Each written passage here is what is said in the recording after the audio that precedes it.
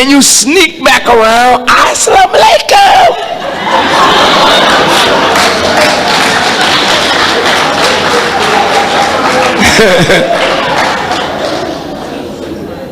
And then if the captain don't say anything to you, you slip in and act holy.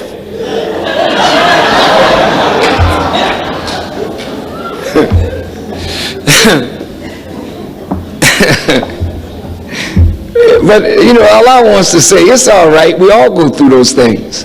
You get frightened. I was getting a little frightened because I was changing so fast. Nobody recognized me no more. I got so fierce as a Muslim. I was almost, well, taken over. Running, snatching police and all kind of stuff. I mean, I had gotten fierce, man. I'm telling you the truth. That I was a captain.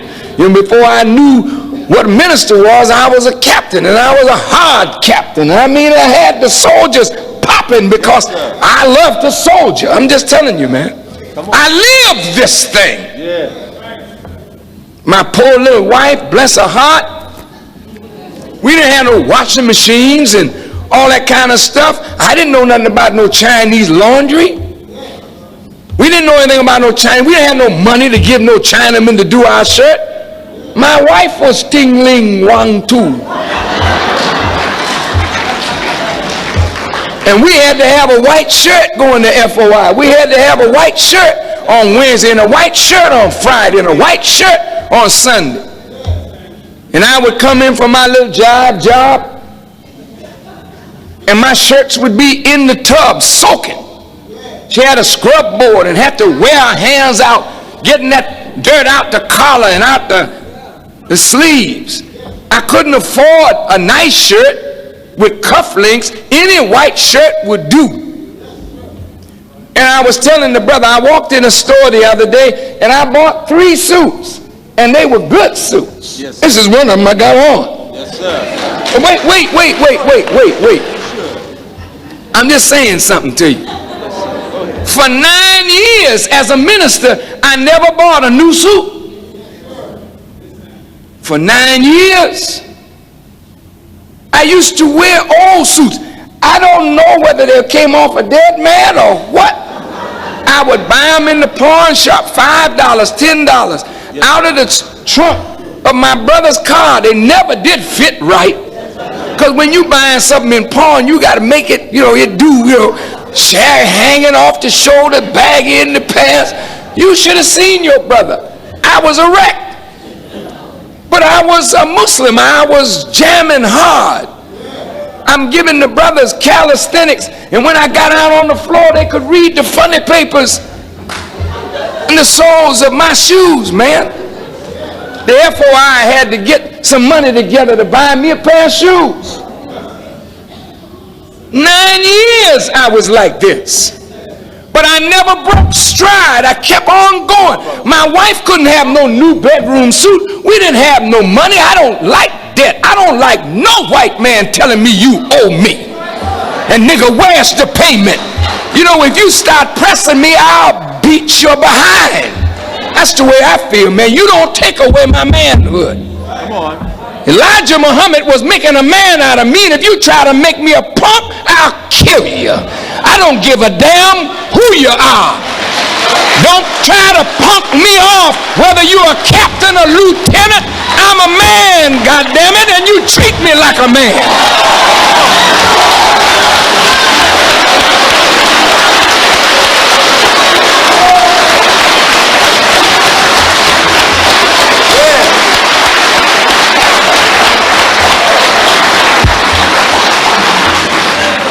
Nobody joins Islam to be made a punk.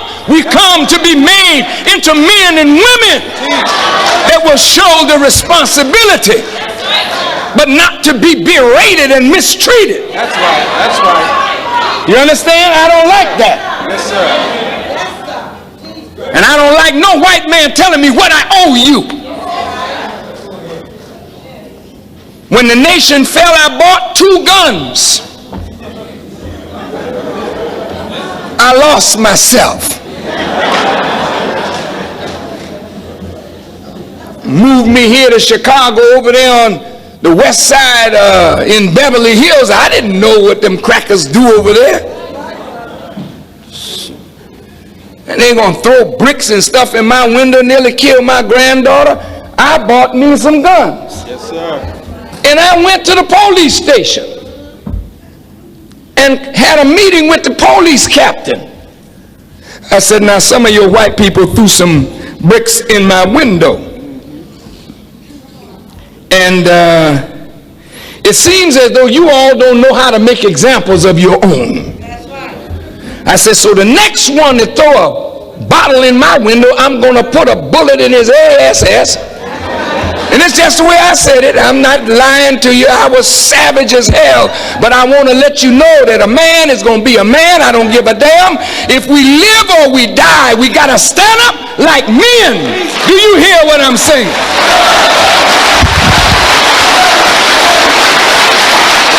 And the same go for women.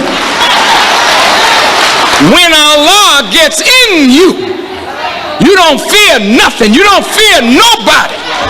You'll take a damn elephant and take his snout and beat his behind with his own snout. When Allah get in you, when Allah gets in you, fear goes out of you. That's right. When you fear only Allah, worship only Allah, bow down to nothing but Allah. That's when you start becoming a man and a woman, and you're ready now to accept your responsibility. Nothing comes easy that's valuable. That's right. In life. And my wife and I suffered, but I didn't even know I was poor. Now you know that's something. When you don't know there's another food but beans, and you don't know you're poor. Sister Clara Muhammad came, this is the Honorable Elijah Muhammad's wife, came to our house, and when she saw the way I was living, she cried. I didn't see her crying. I thought we were living pretty good myself. I mean, if she had seen the way I was living a few months before, now she'd have really cried.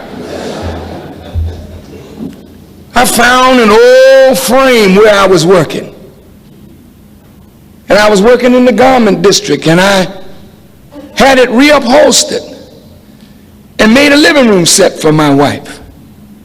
I could not afford nothing new, and she was not going to tell me.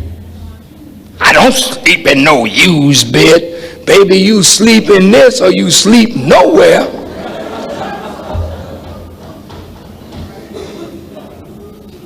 A man got to be a man, man. That's all there is to it. You can't be no damn punk and be a Muslim. Come on. And the thing that's wrong with us as men is that we are giving our women babies and then allowing them to work. Come on. And in the old days when Honorable Elijah Muhammad was here, we never had no working woman. When the woman was a mother, she stayed home and looked after her children. But a man got to bring in what it takes.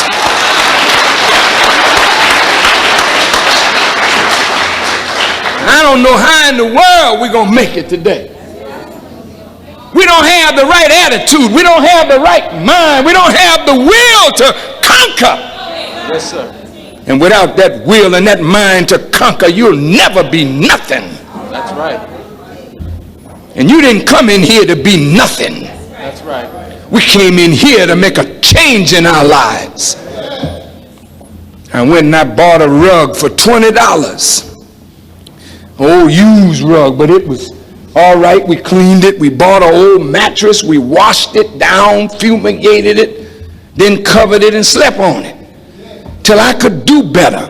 Don't force the man to get into debt when you know debt is slavery, just so you could look good for a minute and suffer when you can't pay the bills. Who are you trying to please?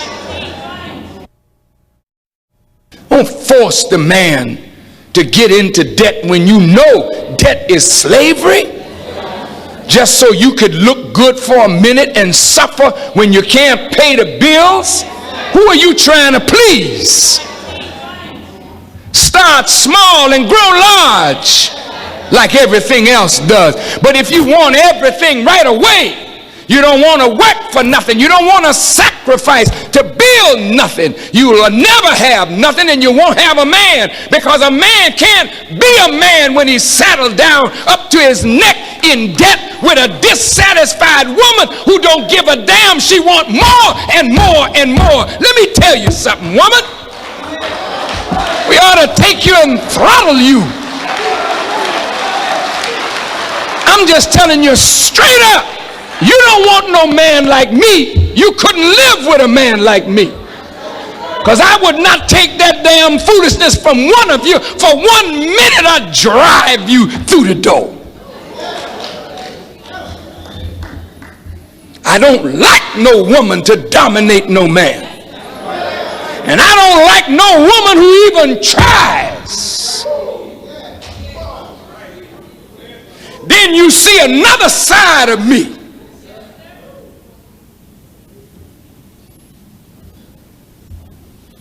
This is the way I was trained as a Muslim. You can see it coming out of me now, right?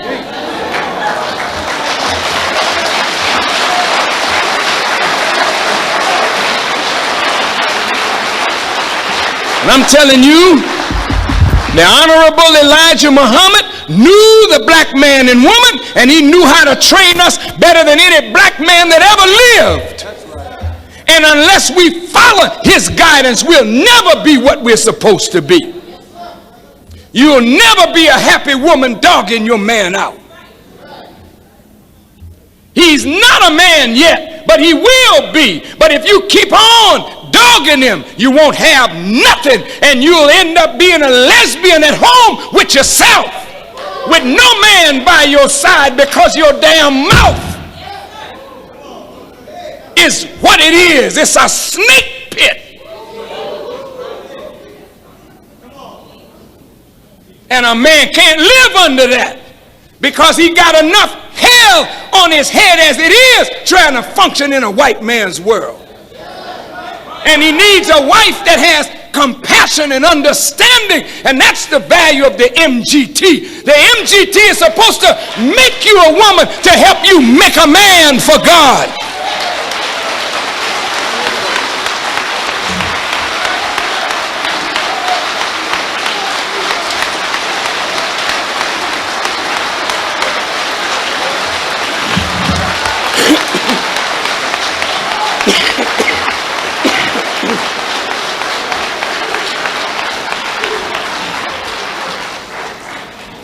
I'm not angry with you, sisters. I'm just talking. I'm almost finished.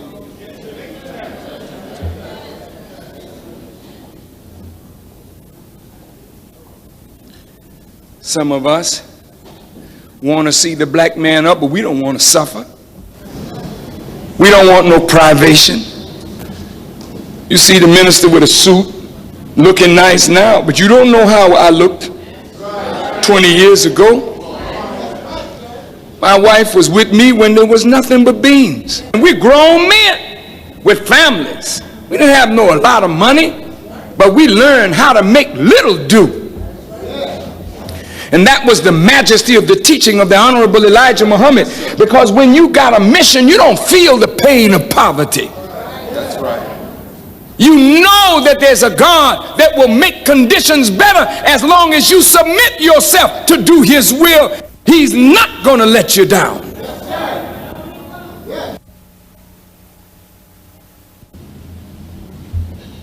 I'm a living witness of that, and so is my family. My wife used to have to put Salvation Army clothes on my daughters.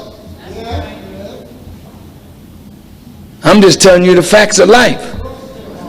I was a minister, but we were raggedy. We couldn't go downtown and buy no beautiful slip for my daughters. Whatever the Salvation Army had, we take it and clean it, wash it and iron it, and they look like new. But that's the way we came up. Now all of a sudden some of us don't have anything, but we're so proud. You got to be in the shopping mall spending what you don't have. You don't know how to sit down and pool what little you have and find the places in the city that you can buy good cheap to save your family and your money. A mission and a man. And I say this in conclusion. I don't want you to think that I'm upset with anybody here, because I'm not, you know. But I'm reflecting on the Honorable Elijah Muhammad, and I'm reflecting on the way I was trained by him. And I thank Allah for that training. Some of us don't know the value of what we have until we lose it. And I respectfully suggest to all of us, you know, you are valuable. You are very valuable, and what you have is exceedingly valuable. But you must put it to work. Yes, sir. You must develop a sense of mission. Now, I'm going to close now. But beloved brothers and sisters, look. I did not know that I was born to do what I'm doing. I had no idea. I thought I was in the world to play music. I didn't know nothing about raising no dead or leading people anywhere. That was not what I saw myself as in this life. When I came to follow the Honorable Elijah Muhammad, I didn't come to follow him with nothing in mind but just to be a good follower of a great, great, great, great leader.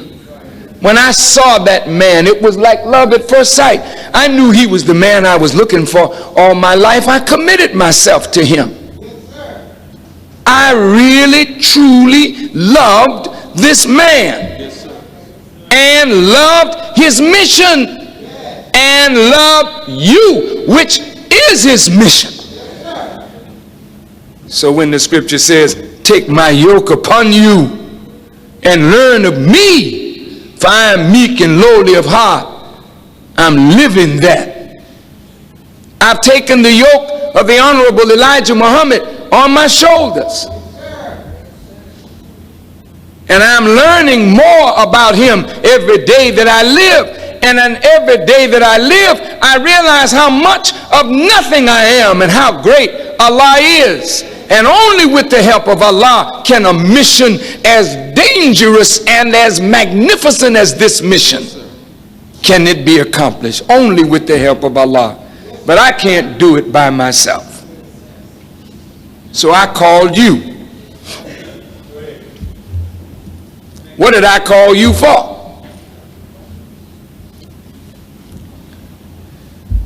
I called you hoping that you, like me, would have a mission. Accept a mission and grow to accept the full responsibility of raising a people up from the dead. And that's what the mosque is. The mosque is a place and a process which is excruciatingly painful, but it is to grow us, to mature us, to accept the responsibility of the mission of the raising up of our people. That's the only reason we're here. Otherwise, this could be just a church. We have a little organ. You can sing. Some of you can sing and shout. You know, we have a men's glee club and play basketball on Tuesdays and chase women on Wednesdays and Thursdays. It'd be just another church. Yeah, that's not what this is, brother. We don't need no church. That's right. We are here to grow in a painful process that would allow us to accept the responsibility of the mission of the resurrection of the dead of our people. That's what the mosque is. And so many come and they stand a while and they get weak and fall out. And you see them, they're out in the street driving taxis or painters or whatnot. You see them, they, assalamu alaikum, wa alaikum salam. You still there? Still there. You still with Farrakhan? still hanging there. That's right. Farrakhan's still on the job. Yes, sir. That's right. I met many of you on the job and you fell out. I'm still on the job. When you were born, I was on the job. And damn it, when you die, if you die soon, I'll be on the job. I'll be on this job.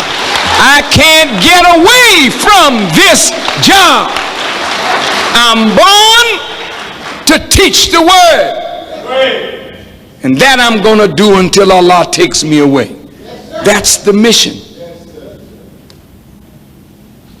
Take my yoke upon you and learn of me.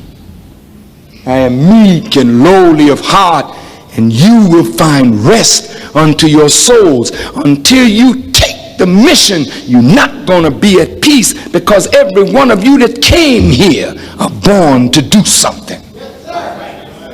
You're born for this. Yes, sir. And when you run and God spanks you and brings you back, it's because he wants you. He wants you. Michael Muhammad. He wants you. He wants you. That's right. See, in the truth, the ones that got a mission, I'm saying this to Abdullah Muhammad, the son of the Honorable Elijah Muhammad. God wants you. You can't get away. You can't run away. You can't hide from your mission, your duty, your responsibility. You were born to lift up your Father. And you will never be happy in this life, son, until you are doing what your Father brought you here to do and what Allah brought you here to do. And that's for all of you. You ain't just here to wear a long dress and look nice and pretty. You're here to become a transformed black woman as an example to all black women. And then your duty is to help me with the women. Get them up. Brothers, you don't just go out and get lost found brothers. I'm happy to see all the brothers that come, but what about the sisters? Y'all don't know how to get a sister and bring her in? Well, now I was waiting for you to say that, Brother Minister.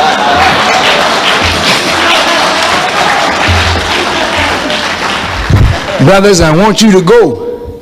Get the brothers, but go and get the sisters too.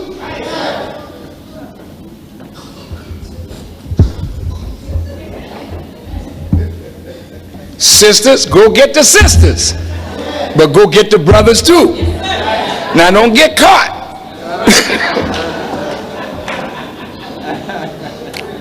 I'm going to get brother so-and-so. And brother so-and-so end up getting you. And it's the same with you and these lovely sisters. You're going to teach them. That's it.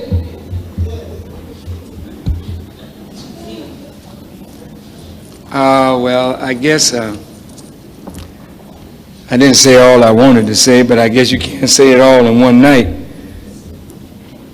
But what I'm trying to say to a man that realizes he got a mission, don't just marry a woman because she's a woman. You got to find a woman that's committed to what you are committed to. You remember how the scripture said Lot had incest with his daughters? You don't believe that a prophet of God had sex with his own daughters, do you? The Holy Quran don't support that. You know what that means?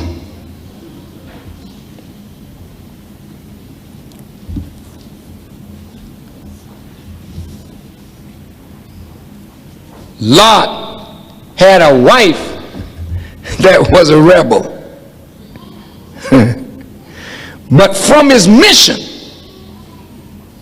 he fathered spiritually women into faith. And then he went into the women of faith and produced offspring of faith.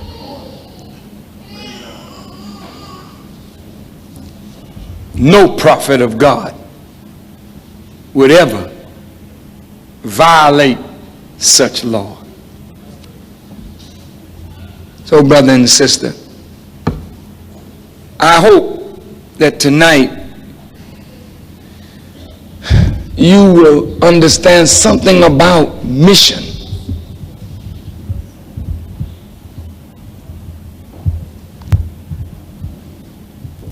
If my wife could not accept my mission, she would have got rid of me long time ago. And if my wife just married me for money,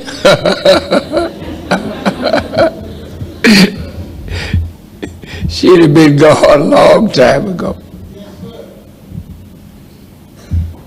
You do not know the pain of a woman who marries a man that has a mission, because she'll always feel that the mission is before her. And it is. And there's no woman that can compete with a man and a mission. God gives the mission and God gives the wife, and the wife should be to help the man in the mission, not try to compete with him.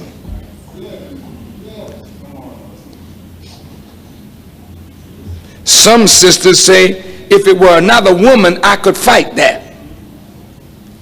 But this man talk about he's at the mosque all the time. And maybe he is, and maybe he ain't. Brothers, don't use the mosque as an excuse not to be dutiful to your wives. Because if we have wives, we have a duty by them. That's part of the mission too. But the first work is the resurrection of our people. I'll close by saying this. Two things. I was with the Honorable Elijah Muhammad one day. My wife was at the table, and Sister Clara Muhammad was at the table, and my wife was complaining about me to the Honorable Elijah Muhammad. And she said, "Dear Apostle, my husband leaves me and goes into a hotel for 3 days, fasting and whatnot. And I don't think it's fair." Sister Clara Muhammad immediately got angry, not with my wife, but with me, and said to me, "My husband went through that so that you wouldn't have to go through that." What she was letting me know was her great pain when her husband was on the run from the hypocrites and ended up in jail for 5 years.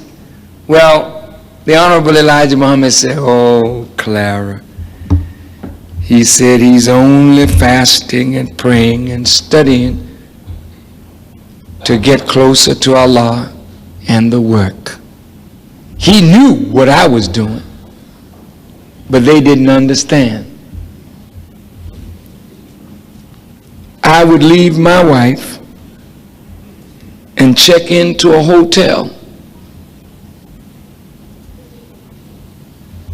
pull the shades down, lock the door, and I would not see the outside of that room for 72 hours. I would not communicate with nothing or no one for 72 hours. And for 72 hours, I would neither drink water nor eat food.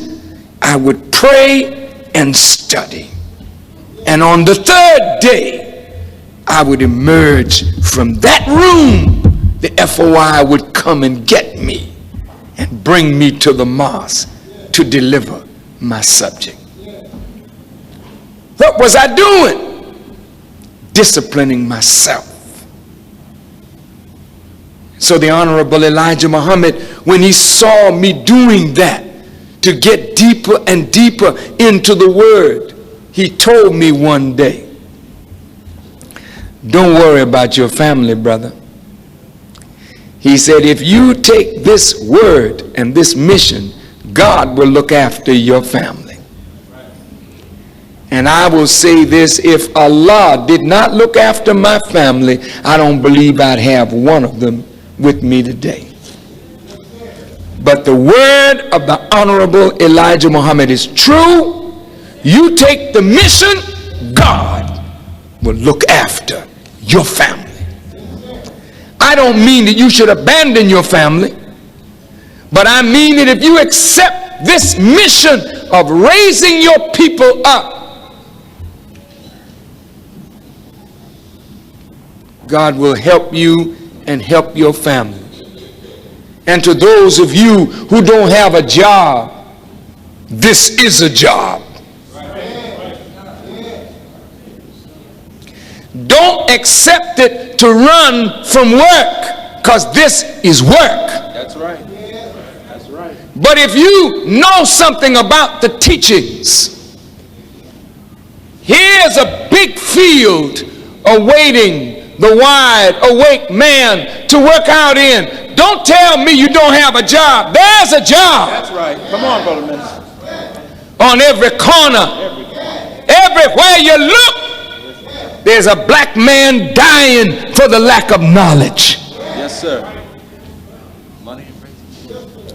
And the Honorable Elijah Muhammad said, if you will go after the people, don't worry about your suit.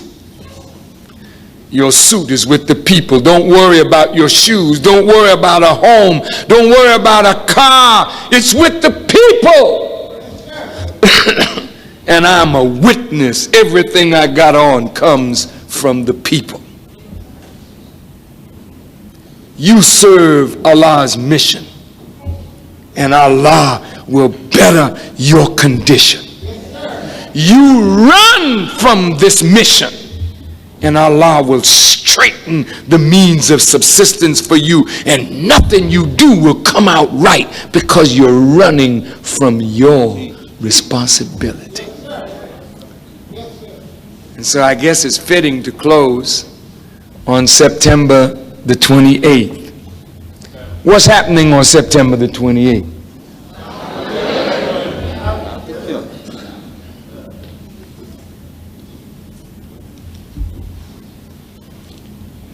What's happening on the 28th?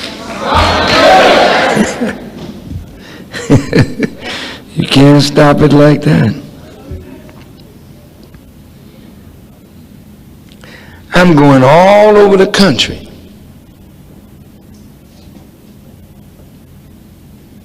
People come out by the thousands, talking to preachers, teachers, educators, politicians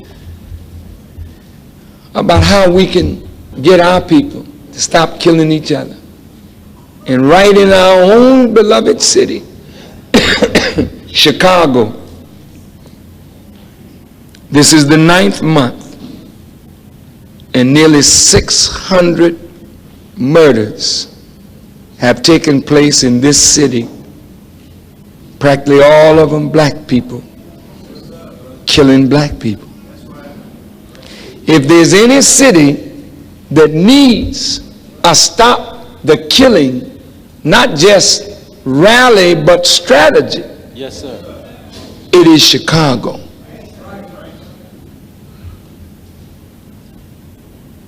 How is your spirit to filling the International Amphitheater with our people?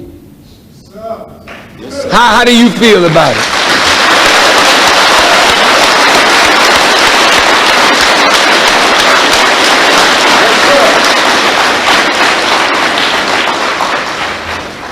Is it difficult?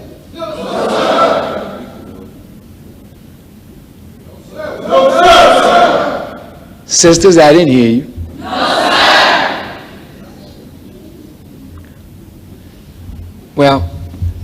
Of course, there is a difficulty factor in everything.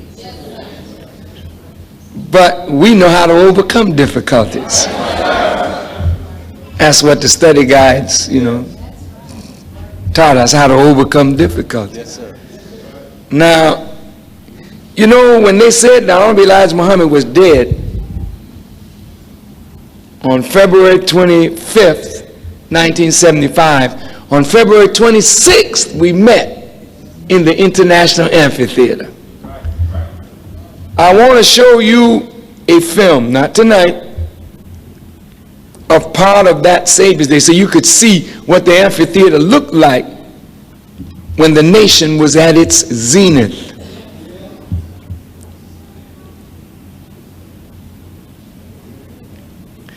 Now, 15 years later, but 13 years into our mission, we come back to that same place. To that same place. 15 years ago, we had people coming from all over the country to fill that place. 15 years later, they ain't coming from no place but Chicago. I want you to think about that.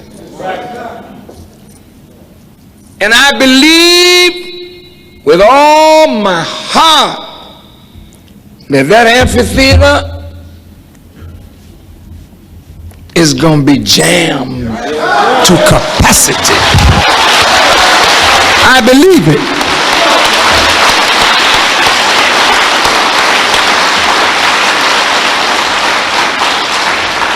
Now, the true believers believe it. Yes, sir. And the true believers are working their belief. I don't doubt that we have weak believers. Believers that kind of weak and had some difficulties and troubles, and they're a little slow in getting into this mission.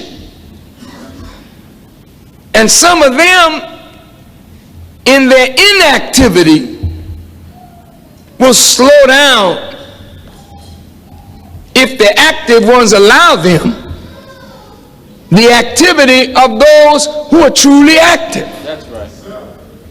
But then you got some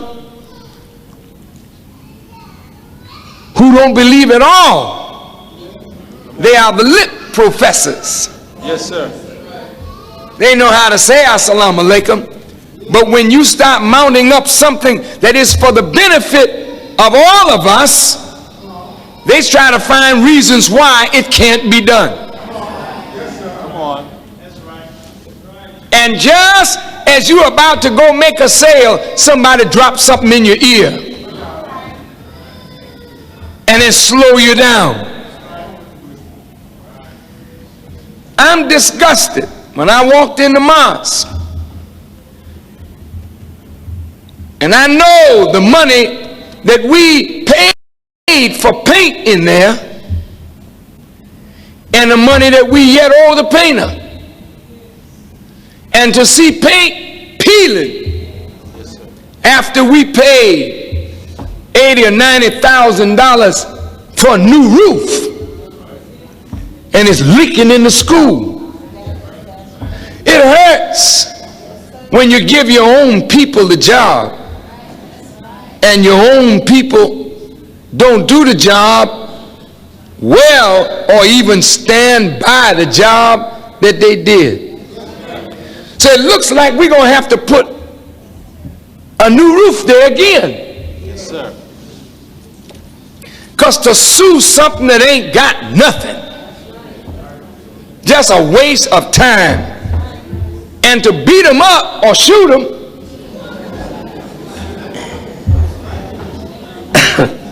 while it may make your heart feel good, that's not the right thing to do.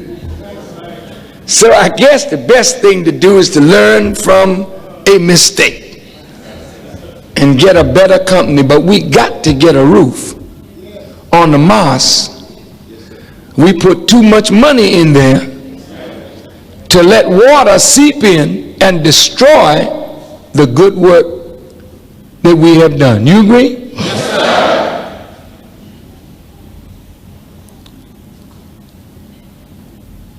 Our school has gone through 1 year.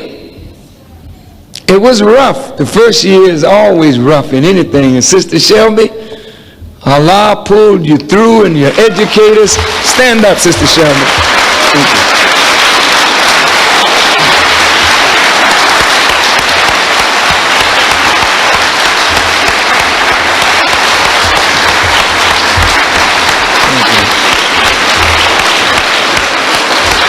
Sister Shelby, I think, did a wonderful job in the first year, and all of the teachers with her. Where are the teachers? Raise your hands, teachers. There they are. Let's give it to them. All the teachers.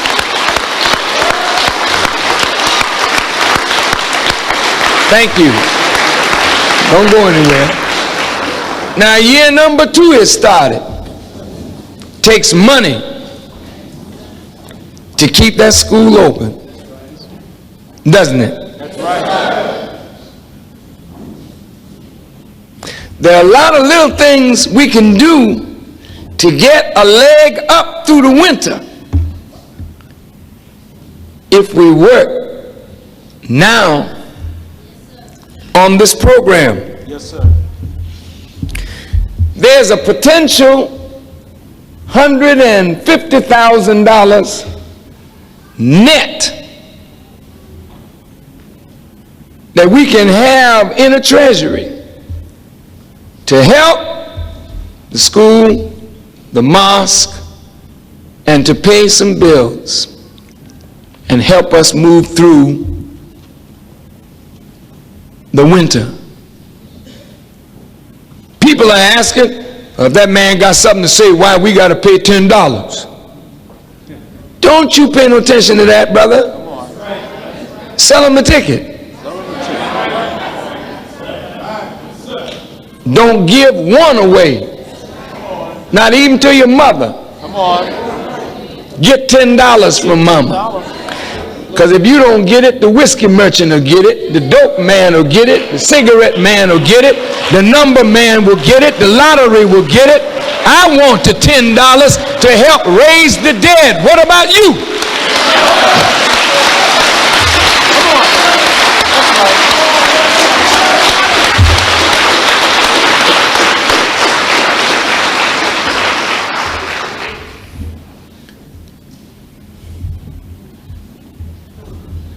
What other excuse they have now? What are some of the things they're throwing at you that you can't find an answer for? Ain't nothing they're throwing at you that you don't have answers for if you study. I want the Vanguard crisp.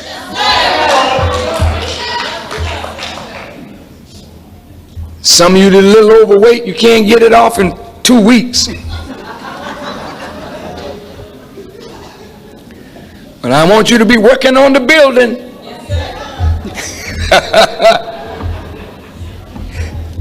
I want you to be working on the house. I'm speaking to the Vanguard. Because those uniforms are too pretty. And they don't look good on you when they're tight.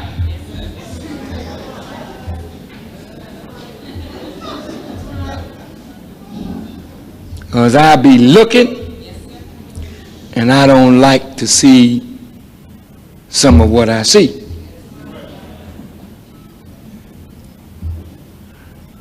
And I don't want no man ever to think he can see a Muslim sister and put his hand on her and get away with it.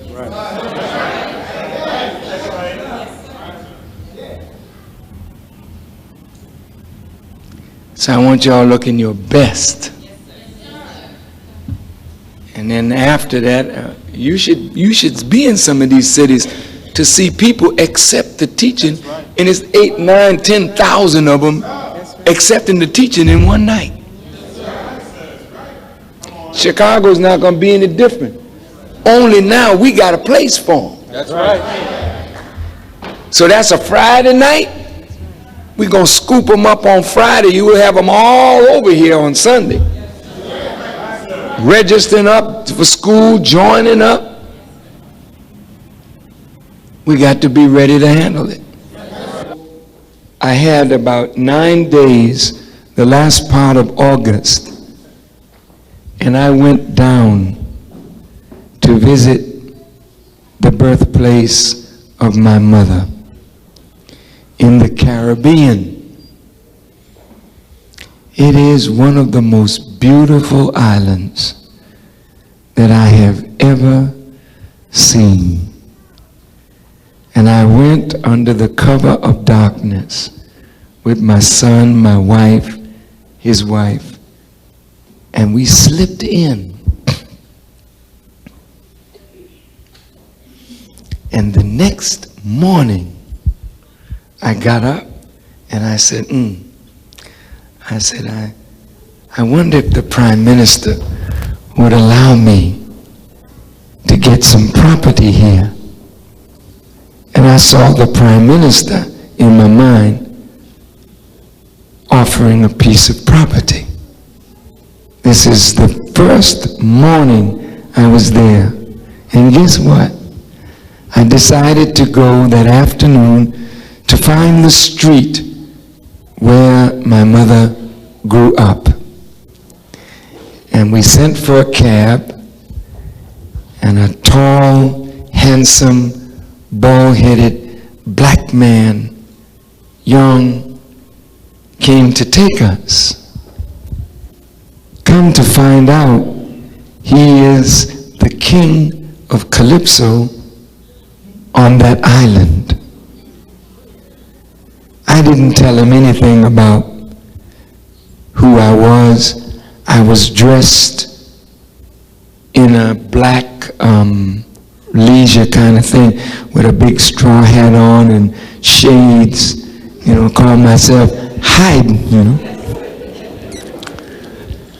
We got down on the street where my mom grew up, and I saw my cousin, and I thought they all were up in New York. And they rushed out and they grabbed me and hugged me, and just a big thing out there. Come to find out, my cousin is married to a man who is the uncle of the Prime Minister. While we are hugging, my son, Mustafa, is telling the cab driver that, that man there, he used to be called the Charmer, and he had a big, big hit Calypso song. Everybody knows my song, because you don't know Calypso unless you know this song, and I ain't telling you what it is.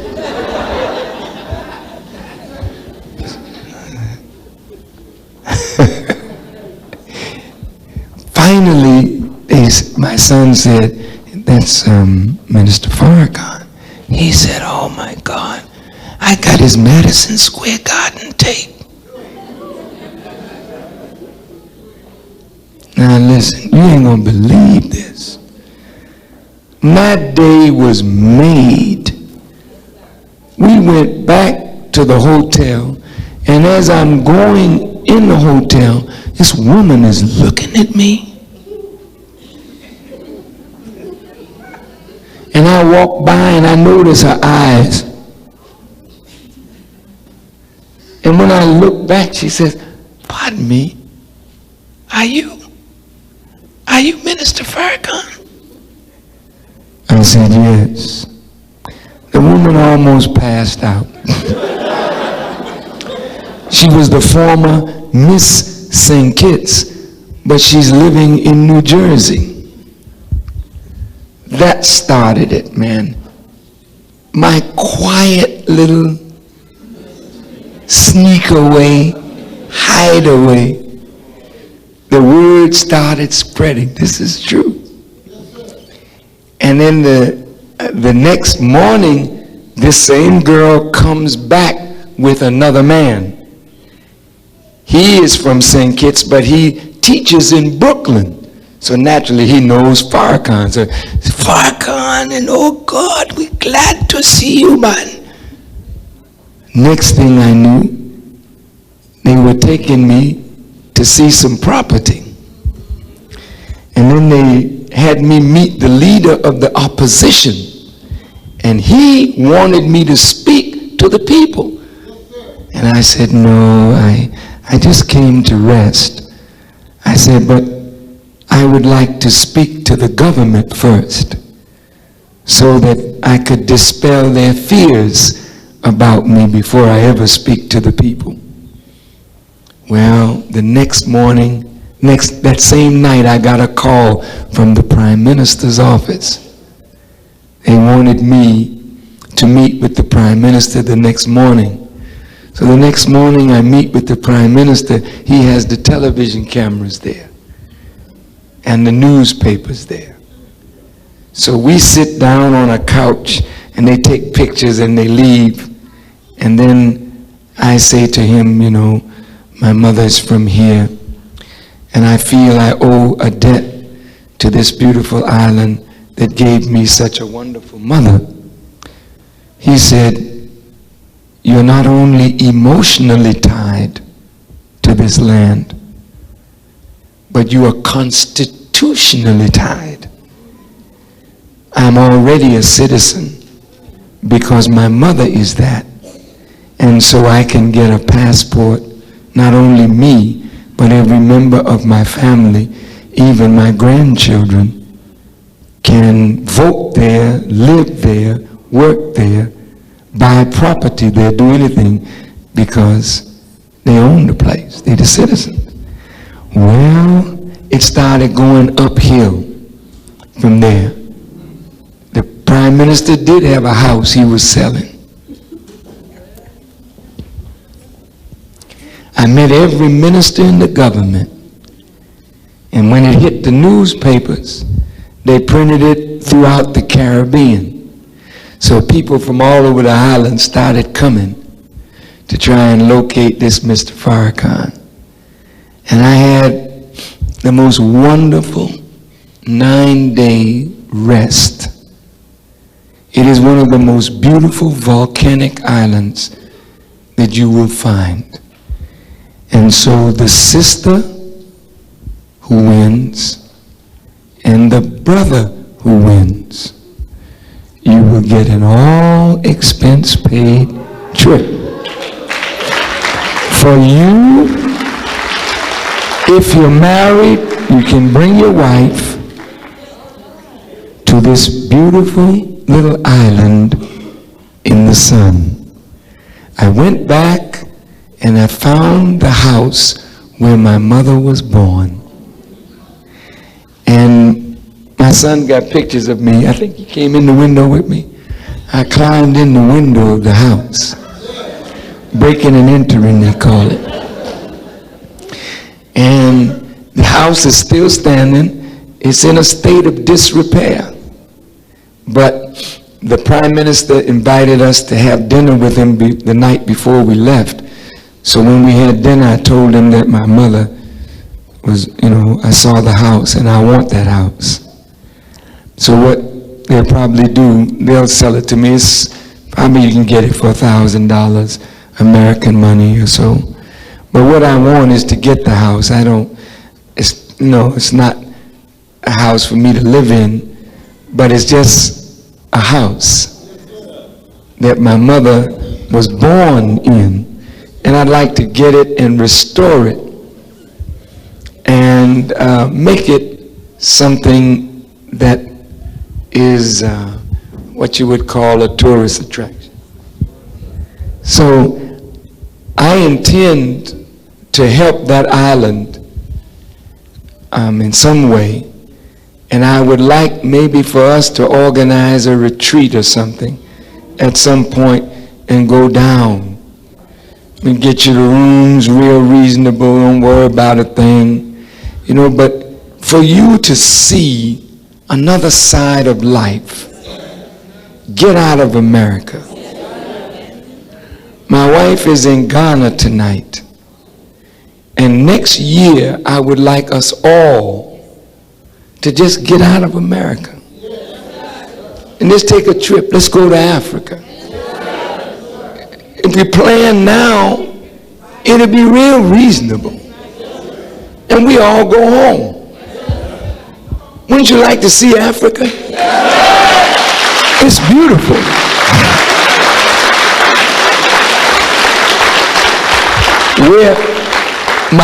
My wife told me today that they really love us over there. Brother Akbar is doing such a wonderful job. Stand up. Sister, come on, Samaya, come up here. This is Akbar's daughter, my sister. I know she's embarrassed that I would call her out here. But you can be embarrassed all you want to. I've known her since she was a very little girl. We were both children together. And her mom and her dad are there in Africa, and Maria and Betsy are just having a wonderful time. And they've made it so nice for Sister Farrakhan. The government has given her a car and a driver. They're just chauffeuring her around.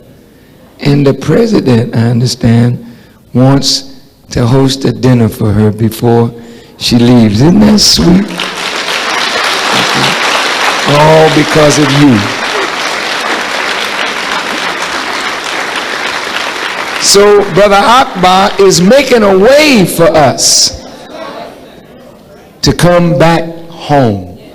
So 1 year from now, we all want to plan. Everybody may not be able to make it, but if we do what we're supposed to do, we'll put aside a little money and we'll make it reasonable on everybody. And we'll go back home to see Africa, to walk the streets of Africa, to look at your people, to reconnect with the land. And of course, the stop-off point from Africa, believe it or not, one of the major places was that little island that my mother came from. It's right next door to the island of your grandmother, Montserrat, that was nearly leveled with that vicious hurricane. So, would you like to go to the island? Who's going to win the trip to the island? Who going to win it? Are you married, brother? You are married? Well, then you and your wife can go if you win. But brother,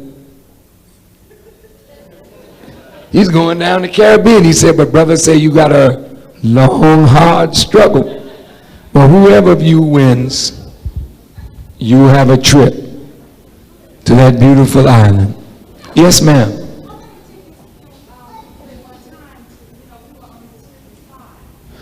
Oh, well, you got to give them a little bit more tickets so they can cook, particularly those that show that they are selling. I'm through. It's time to go.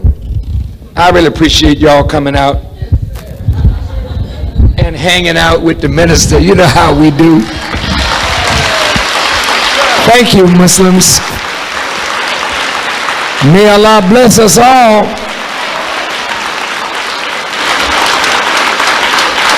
So we're just going to take charity, a few announcements, and we'll go.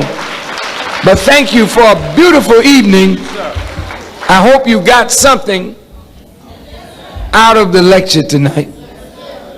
And may Allah bless you. Stay together, stay strong until we meet again.